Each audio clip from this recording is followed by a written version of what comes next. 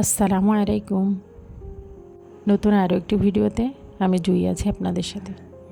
আশা করি যে যেখান থেকে দেখছেন সবাই সুস্থ এবং ভালো আছেন। আমরাও আছি আলহামদুলিল্লাহ। আশা করি আমার আজকের ভিডিওটিও আপনাদের খুব ভালো লাগবে। একটি লাইক দিয়ে ভিডিওটি কন্টিনিউ করবেন। আজকের ভিডিওটি সকালবেলা খেয়ে তারপর শুরু করেছি। সকালবেলা খেয়ে থালবাটি ধুয়ে নিয়েছি। গত ভিডিওতে দেখেছিলেন হাঁস রান্না করেছিলাম, মাংসটাও একটু ছিল, সেটাও জাল করে নিলাম। এর ভিতরে তাদের আব্বুজিও ফিরে আসলো অফিস থেকে। তার যাওয়ার সময় কিন্তু কাছে চলে আসছে। যাওয়ার প্রস্তুতির একটা অংশ হিসেবে সে ডাকবাংলা গিয়েছিল তার নিজের জন্য কিছু কেনাকাটা করতে। সেখান থেকে আবার বাচ্চাদের জন্য পহেলা বৈশাখের গেঞ্জি কিনে নিয়ে এসেছে। 3 ভাই বোনের জন্য 3টা গেঞ্জি দেখে কিন্তু তারা মহা খুশি। আবু হুরায়রা আবুজার 3 বছরের ছোট বড়। ওদের এক সাইজ ছোট লাগে, একজনের এক সাইজ বড় আর একজনের এক সাইজ ছোট। ওদের গেঞ্জি দুইটা প্রায় সমান সমানই হয়ে গেছে। আমি বলছিলাম যে আবুজারের হয়তো হবে না। তার আব্বুজি বাসায় ঢুকেছে, দরজা খোলা হয়েছে, সেই সুযোগে সে কিন্তু তার মামুনির বাসায় চলে গিয়েছে। আবুজার বাসায় আমি কাজের ফাঁকে ফাঁকে তাদের ভিডিও করছিলাম। ফাতিমাকে দেখেন, তার আব্বুজি যেভাবে দাঁড়িয়েছে সে তার নকল করছে। মাশাল্লাহ বলবেন সবাই। জিনিসপত্রে সবসময় ধুলা পড়তেই থাকে। তাছাড়া কয়েকদিন যাবৎ অনেক বাতাস হচ্ছে, যার কারণে আরও বেশি ধুলা পড়ছে। দেখলাম যে অনেক ধুলা জমে আছে, তাই আজকে যেহেতু দুপুরবেলা রান্না বান্না নাই, তাই ঘর ঝাড়ু দেওয়ার আগে জিনিসপত্রগুলো একটু মুছে আর বাচ্চাদের মুড়ি খেতে দিলে তো ঘরের অবস্থা যা হয়, দেখেন কি পরিমাণে ময়লা করেছে ঘরে, মুড়ি আর মুড়ি সব জায়গায়। তাই ঘরটাও ঝাড়ু দিয়ে সুন্দর করে পরিষ্কার করে নিলাম। দুপুরবেলা অনেক ব্যস্ততা থাকে, কারণ একসঙ্গেও অনেক কাজ পড়ে যায় দুপুরবেলা। এই যে ঘরটা ঝাড়ু দিয়ে কাপড় চোপড়গুলো মেশিনে ধুতে দিয়ে দিলাম। এর ভিতরে আমার ছোটো সাহেব কিন্তু চলে এসেছে তার মামুনির বাসা থেকে। সে কিন্তু জানে না যে তার আব্বুজি গেঞ্জি নিয়ে এসেছে। তার ভাই বোনকে গেঞ্জি পরা দেখে সে এসে বলছে যে আমার গেঞ্জি কই, আমার গেঞ্জি দাও। আমি আবার তার সঙ্গে একটু দুষ্টুমিও করছিলাম যে তোমার জন্য গেঞ্জি নাই, তুমি উপরে গিয়েছিলে, তোমাকে দিব না।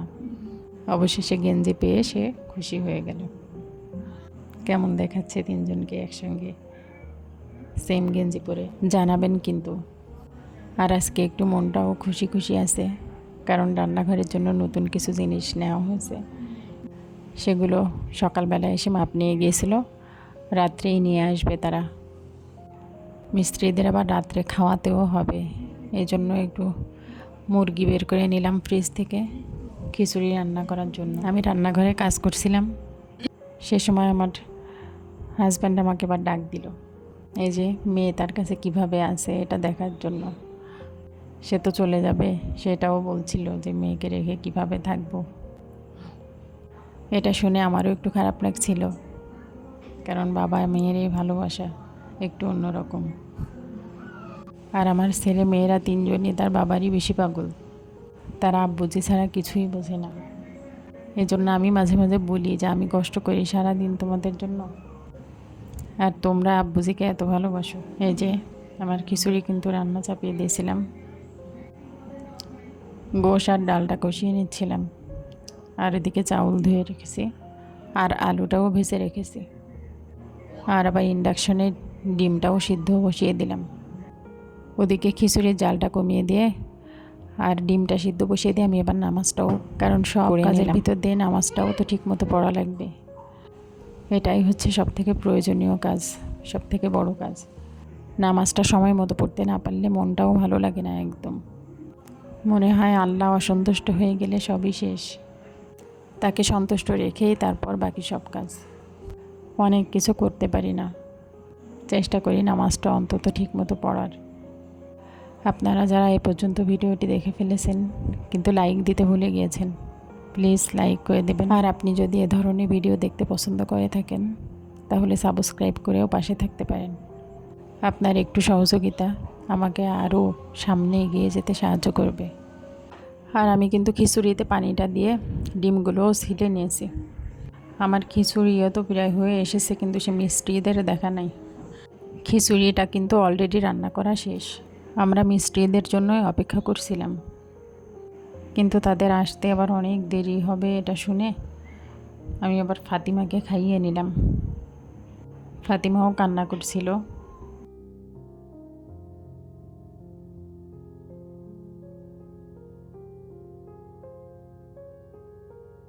আর ফাতিমাকে খাইয়ে দেওয়ার পর সে কিন্তু আমার কোলের ভিতরে ঘুমিয়ে গেছে।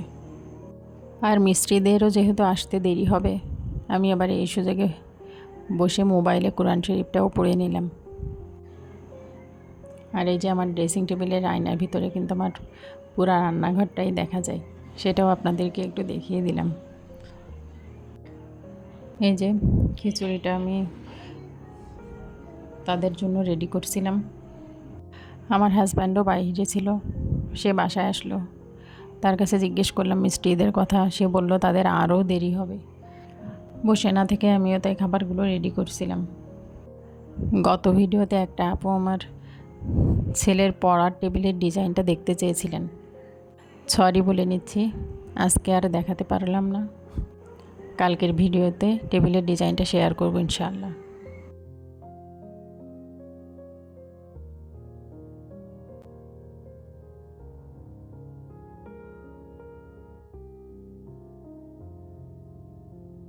অনেক রাত হয়ে যাচ্ছিল দেখে বাসায় হুজুর ছিল, হুজুরকে খাবার দিয়ে আমরা সবাই মিলে খেয়ে নিচ্ছিলাম। আমাদের খাওয়া শেষ হতে হতেই মিষ্টিরা পৌঁছে গিয়েছিল।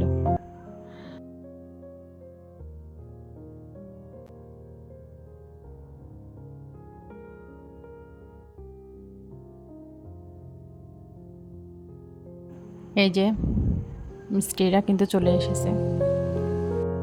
তারা জিনিসপত্রগুলো উঠানোর সময় আমিও একটু ভিডিও করে রেখেছিলাম। এই যে একটা উপরে নিয়ে গেল, আর একটা এখানেই আছে। আর রাস্তায় নাইট গার্ডও নেমে গিয়েছে। আমার হাজব্যান্ড আবার আমার ছেলেকে ভয় দেখাচ্ছিল। নাইট গার্ডের কাছে লাঠি থাকে, তো বলছিল এখনও এত রাত হয়ে গিয়েছে, ঘুমাওনি, তোমাকে নাইট গার্ডের কাছে ধরিয়ে দেব। উনিও মজা পাচ্ছিল, উনিও দাঁড়িয়ে দাঁড়িয়ে দেখছিল। এই যে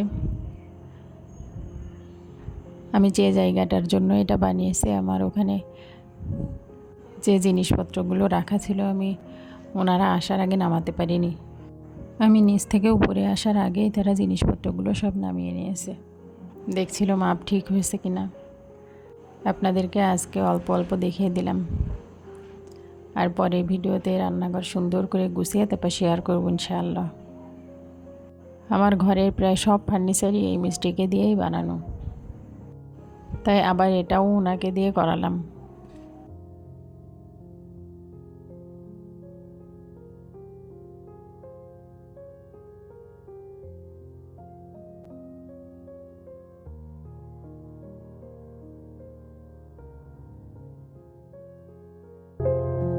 এই যে আরেকটা, এতক্ষণ আমার হাজব্যান্ড নিচে দাঁড়িয়ে চৌকি দিয়েছিল,